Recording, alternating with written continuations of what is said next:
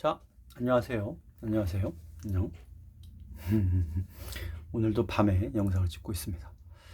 지금은 한 몇 시쯤 됐나? 어쨌든 밤이 깊었고요. 어, 어쩌다 보니 밤에 찍게 되네요. 지금 4주차 특강 질답 2회차 영상이고요. 질문이 많이 달려서 영상을 찍고 있고, 그 다음에 내일, 그러니까 수요일이죠. 내일.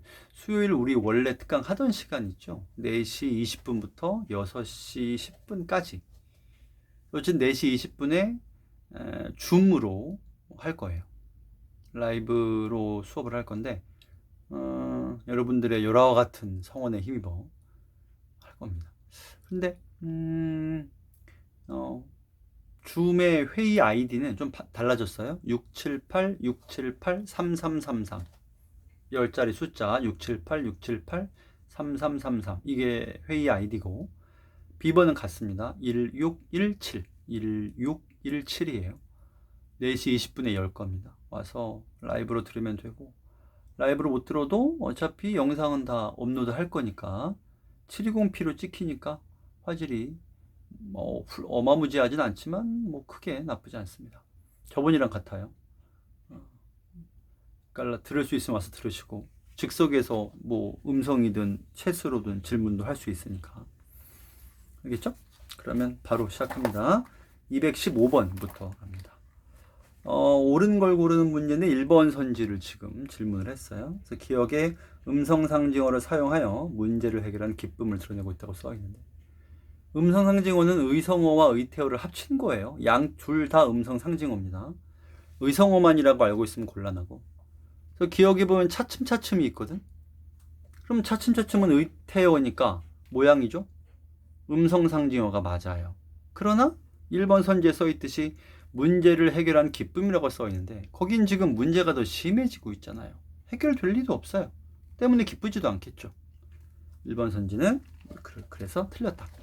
다음 217번을 저번 질문에서 요거를 질문을 해서 내가 설명해 준다고 하고 깜빡한 것 같아.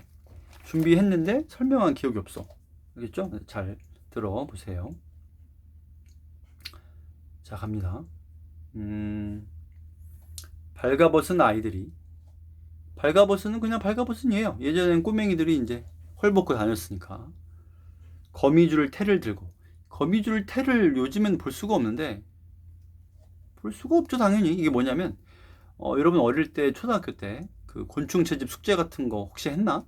그거 하려고 이제 잠자리 같은 거 잡으러 포충망이라고 그물 달린 막대기 해가지고 잡으러 다니잖아요. 이 시대엔 조선 시대니까 그런 게 있을 리가 없잖아. 그러면 끝이 갈라진 나뭇가지를 하나 꺾어, 그거에다가 그 갈라진 부분에다가 Y자형으로 거기다가 거미줄을 막 감습니다. 그야말로 천연 완벽하게 천연 소재로 이루어진 포충망이죠. 이걸 들고 신나게 룰라랄라 뛰어다니면서 이제 곤충을 잡는 거예요. 그러면 거미줄 테를 들고 개천으로 왕래하면서, 그 다음은 큰 따옴표를 좀 붙이세요. 큰 따옴표를 발가숭아 저리 가면 죽나니라 이리 오면 사나니라까지만 딱.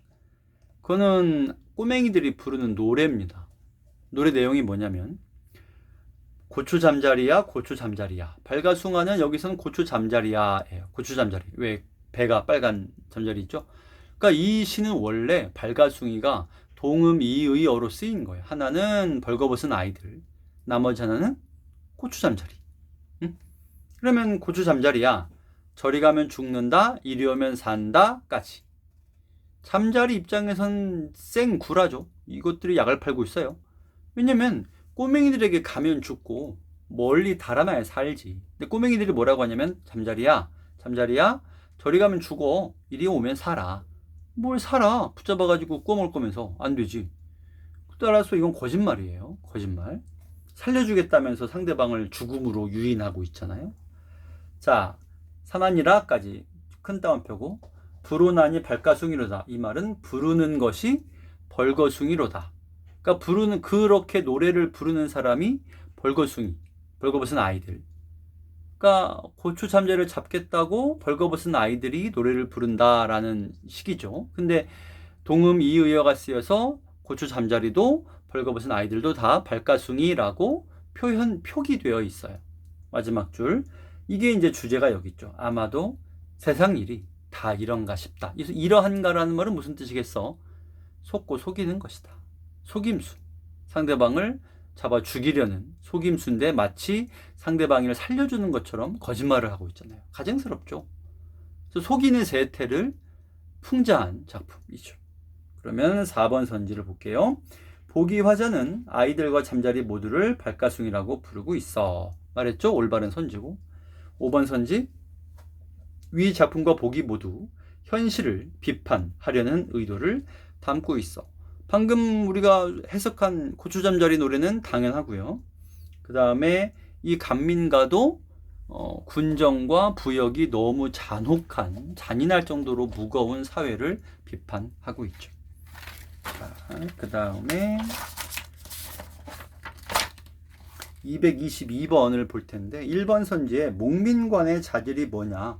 저 5번 선지도 저는 누가 물어봤는데 1번 선지에 나오는 목민관의 자질이 뭔지를 물어봤는데 목민관이 뭐예요? 그런데 애초에 목민관이라는 말은 백성을 잘 다스리는 관리, 그러니까 백성에게 선정을 베푸는 지방관리, 중앙관리 말고요. 그런 이들을 목민관, 목민이 심서도 있죠, 알죠?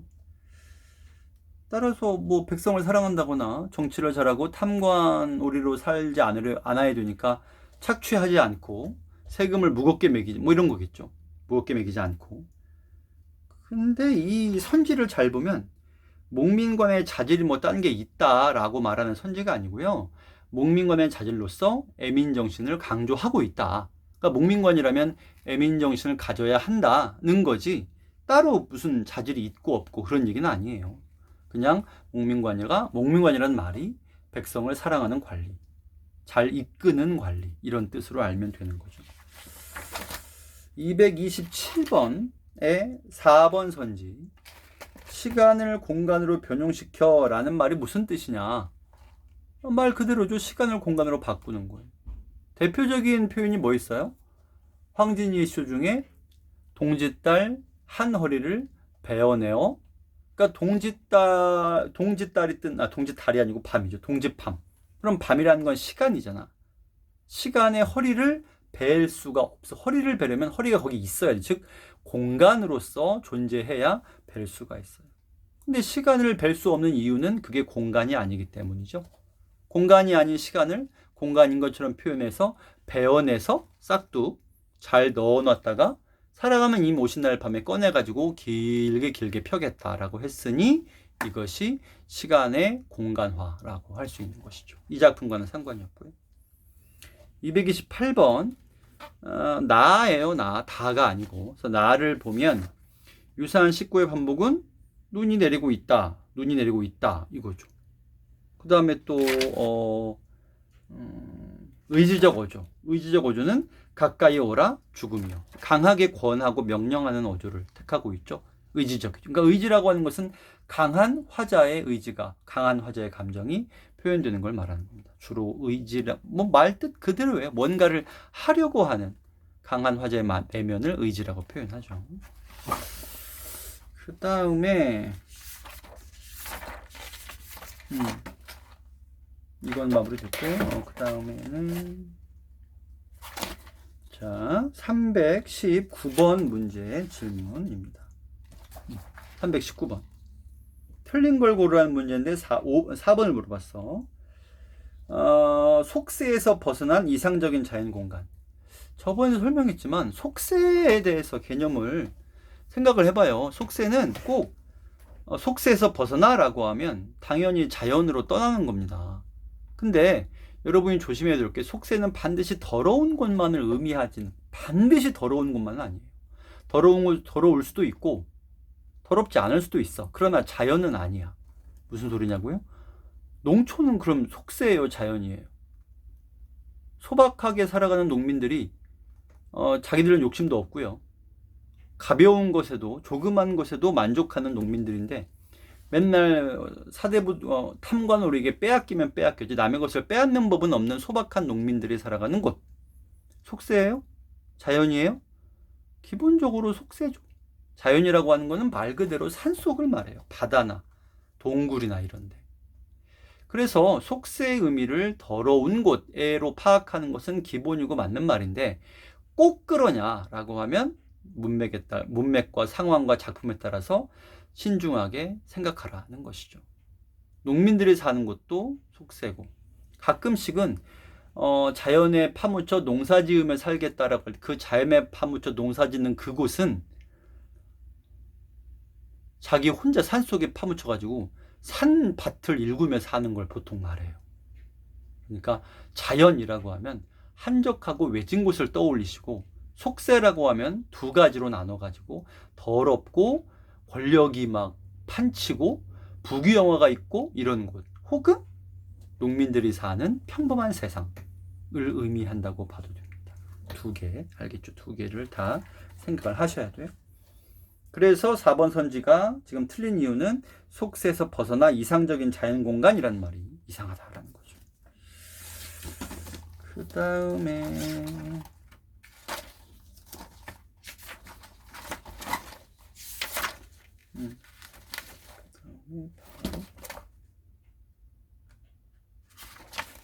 없지. 여기 몇 번이야? 430번으로 가서요. 좀 한참 풀이하겠습니다. 먼저 430번에 보기를 좀 보세요. 보기의 6째 줄쯤에 가난한 삶 가운데서도 학문을 닦으며 도를 추구하는 공간. 이게 노항이에요. 그러니까 이 작품에서 노항을 이런 의미를 지닌 공간으로 보고 있어요. 이 글에서는, 이 문제에서는 보기를 통해서. 그러면 4번 선지를 먼저 보자. 강호 한 꿈은 학문을 닦으며 도를 추구한다. 강호는 자연이에요. 그럼 자연에서 학문 닦으며 도를 추구한다라는 말은 보기에 그렇게 써 있기 때문에 실제로 강호 한 꿈은 자연 속에 사는 삶을 말하는 거예요. 이게 꼭 학문인지는 모르겠어요. 원래는 지문에 안 써 있다고. 근데 이 글에 보기에서 그러하다라고 말하고 있잖아. 그럼 그렇게 이해해 줘야지. 그다음에 3번 선지를 또 물어봤는데 이건 저번에 설명했는데 앞에 질문 영상 안 봐? 응? 쓸데없이 걸렸구나는 가난을 원망하지 않는 그런 거랑 아무 상관이 없고요. 이 쟁기에 끼우는 날카로운 날 같은 것은 그게 있어봤자 다른 소가 없으니까 농사를 지을 수 없구나. 이건 오히려 가난 때문에 괴로운 거니까 원망하지 않는 거랑 전혀 상관이 없고 또한 그것은 상징적인 의미로 이 쟁기가 의미하는 바가 유능하지만 벼슬을 받지 못해. 즉 조정에 쓰이지 못하는 자신을 상징한다고 했잖아요. 역시 비니모험과는 아무런 상관이 없어요. 5번 선지 낚싯대 하나는 자연을 벗삼아 돌을 주는. 낚싯대 하나가 자연을 벗삼는 모습을 가리키는 대표적인 소재예요. 낚싯대는 고전 시가든 산문이든 꼭 낚시를 못해도 상관없는 거야. 자연 속에서 시간을 보내는 수단인 거죠. 자연과 함께 살아가는 수단. 꼭 그게 무슨 낚시를 통해 내가 먹고 살아야지 이런 게 아닌 거예요. 그 다음에 432번으로 가서 3번 선지를 질문을 했는데 내적 갈등에 대한 이제 질문을 했어요. 요 얘기도 전에 했던 건데 우리가 내적 갈등 말고 외적 갈등 이렇게 해서 갈등이 두 개 있잖아. 내적 외적. 그럼 외적 갈등은 누군가와 의견이 달라가지고 대립하는 거예요.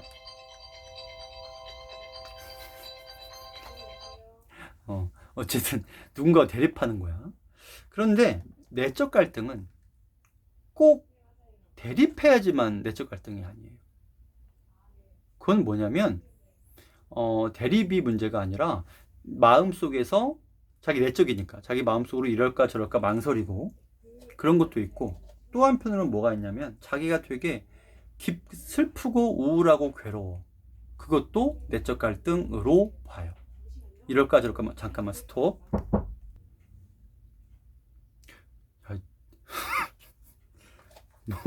무슨 일이 있었냐면 구청에서 연락이 왔어요.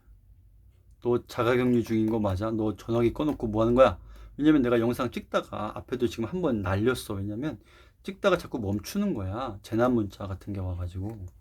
그래서 비행기 모드를 켰더니 갑자기 자꾸 영상에서 뭐라 나만 볼 수 있게 메시지가 뜨더니 전화가 와가지고 왜 집으로 전화가 와서 너 지금 뭐야? 너 나간 거 아냐? 밖에 나간 거 아냐라고. 어머나 깜짝이야. 여러분 살려주세요. 나 살려줘. 구해줘 얘들아. 날 구해줘. 이거 뭐야? 무섭습니다. 빨리 하자. 빨리 하고 공무원에게 신고해야 돼요. 아 큰일이다. 자 곧이하고 있어서 내적 갈등은 그래서 내면에 고통과 슬픔이 있는 것도 내적 갈등이라고 합니다. 알겠죠?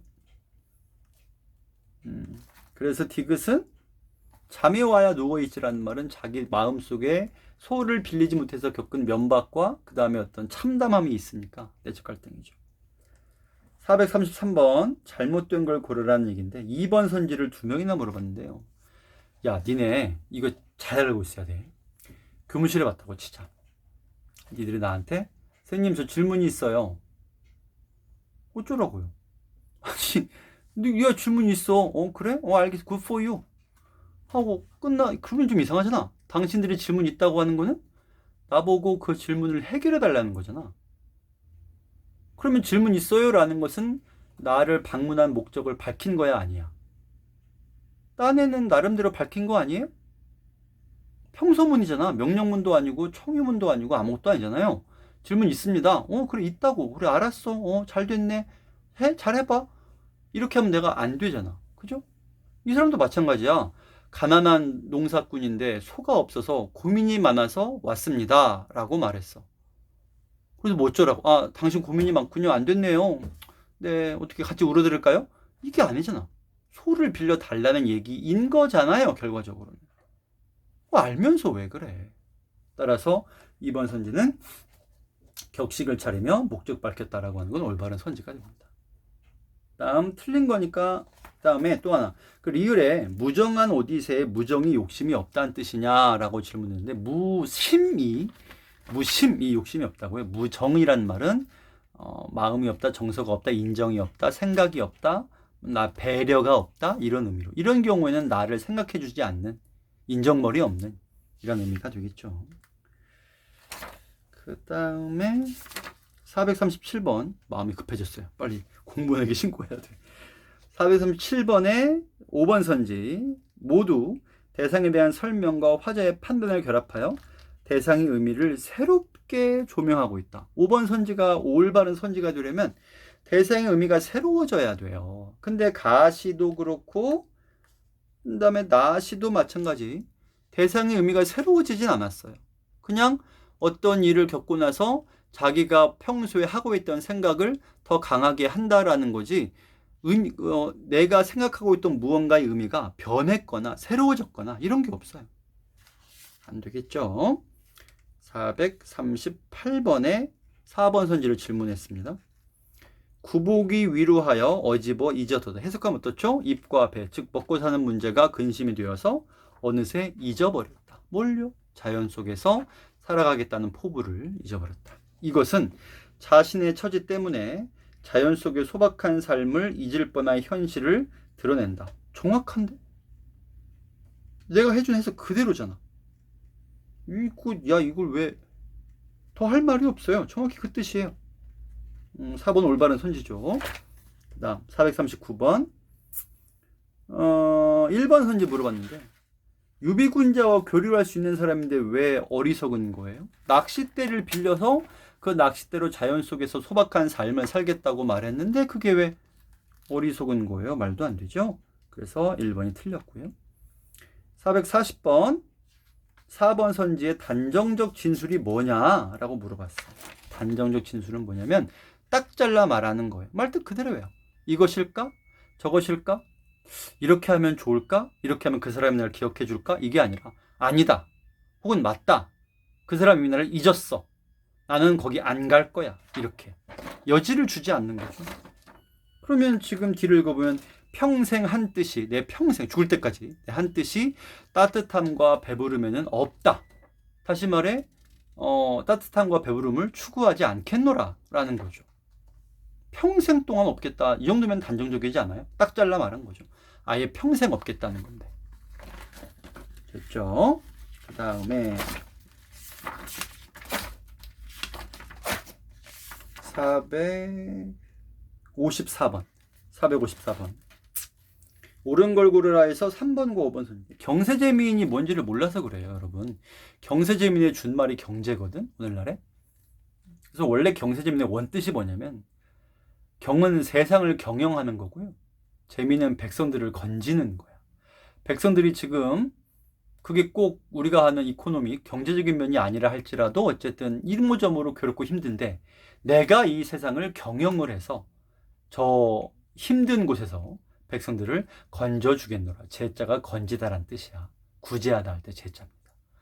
그래서 경세재민은 기본적으로 정치를 통해서 속세에 자기의 뜻을 펼치고 사람들을 자기 뜻대로 이끌겠다는 의미가 있어요. 다시 말해 정치에 참여하겠다는 걸 전제로 하고 있단 말이죠. 그렇다면 3번 선지에서 봄바람을 쐬며 씻고 읊는 것은 경세재민을 이루는 것과 다름없다? 봄바람을 쐬며 시를 읊는 것은 경세재민과 반대쪽에 있죠. 아예 속세에 참여하지 않겠다. 나는 나만의 삶을 살겠다는 거니까. 어떻게 보면 좀 뭐랄까 백성들을 위한 선정을 베풀겠다는 의미랑은 전혀 반대쪽이니까 이기적으로 볼 수도 있겠습니다만 어쨌든 의미는 그런 거예요. 속세를 버리고 내가 뭐 유능하다고 나는 그럴 능력도 없고 하니까 자연 속에서 한가롭게 살 거야. 이런 거예요. 마찬가지 5번 선지도 태평 천하에 대한 포부를 말하는데 경세재민과 어울린다? 좀 이상하죠.